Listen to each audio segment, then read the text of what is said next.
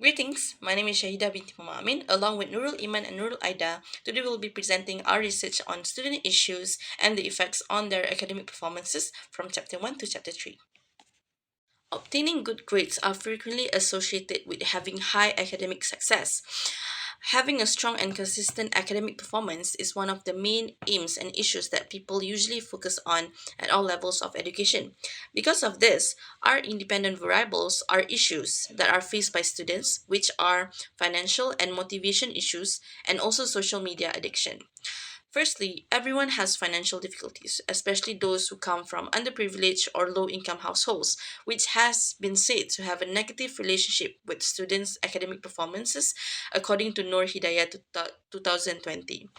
Next, according to Awailu 2021, we need enough motivation to learn, as in the absence of it, it will lead to poor learning.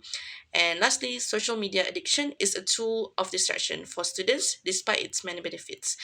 With this, Nordiza and others stated that number of Malaysian graduates who are unemployed is increasing. This is acknowledged by the Malaysia Higher Education Framework, where they want to raise more quality graduates.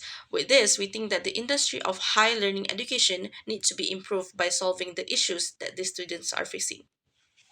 So moving on to the problem statement, according to Meng and Zhang 2023, academic failures and dropouts are a serious problem faced by universities worldwide.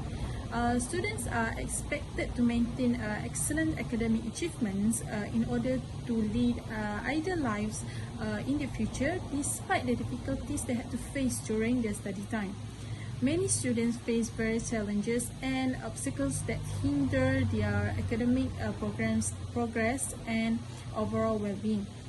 According to Amir and Shabri 2022, several studies has looked at the variables affecting students' academic performance regardless of their educational level. These variables can range from academic difficulties such as poor performance and lack of motivation to personal and social problems such as mental health concerns and financial constraints. Moving on, we'll look into the research objectives and questions that we would like to achieve at the end of the research. There are 2 research objectives and 2 research questions in the table. For the research objectives, we aim to identify the first one is student issues, which are financial issues, motivation issues, and social media addiction, and academic problems faced by the public university students in Malaysia, along with identifying the relationship between students' issues on their academic performance faced by public university students in Malaysia. Meanwhile, for research questions, we strive to answer. The first one is, what are the level of student issues and academic problems among public university students in Malaysia? And the second one is, what is the relationship between student issues on students' academic performance among public university students in Malaysia? In literature review, we'll look into the definitions of DV and IVs. The first one is our DV, which is students' academic performance. Academic performance is said to have a significant connection with academic success. According to Merton et al. 2019, it becomes one of the several important components in determining the student's academic success, besides the student's academic progress and student learning process, according to York et al. 2015. Moving on to our first IV, which is financial issues. Financial problems faced by the students could be caused by a number of problems as discussed below. The first one is financial assistance received late, Hassan et al. 2013. No other financial source, John Abdullah and Ahmad 2007. And the last one is inadequate loan or scholarship, Ahmad 2005. The next one is motivation issues. Motivation, according to Kapoor 2023, can be defined as impetus, stimulation, enthusiasm, and drive. Motivation processes are personal or internal influences that lead to outcomes such as choice, effort, persistence, achievement, and environmental regulation. Last but not least, social media addiction. Addiction towards social media use is defined as being overly concerned with social media, strongly motivated and devoting a significant amount of time and energy to using social media. Anderson and Patterson 2014. Next is the conceptual framework, which is shown in the slide. The main issue of the study is students' academic performance affected by 3 student issues, which are financial issues, motivation issues, and social media addiction. based on the literature review, we have reached the hypothesis that all of these variables have positive relationship with students' academic performance. The dependent variable of this study is adopted from the article by Baka et al. 2023, and the first IV financial issue is from the article by Daud, Norwani and Yusuf 2018. The second IV motivation issues is from Muhammad 2021, and the third IV social media addiction is from the article by Mushtaq 2018. Moving on to research methodology. This study's population consisted of university students from 20 public universities all over Malaysia. However, the number of respondents will be lessened using the sampling technique. For the sample size of this study was determined by applying Tabanik and Fidel formula of 50 plus 8m, where m is the number of factors of the study. So based on this study, there are three factors: financial issues, motivation issues, and social media addiction. So according to the formula, a sample size of 74 respondents is required for this study.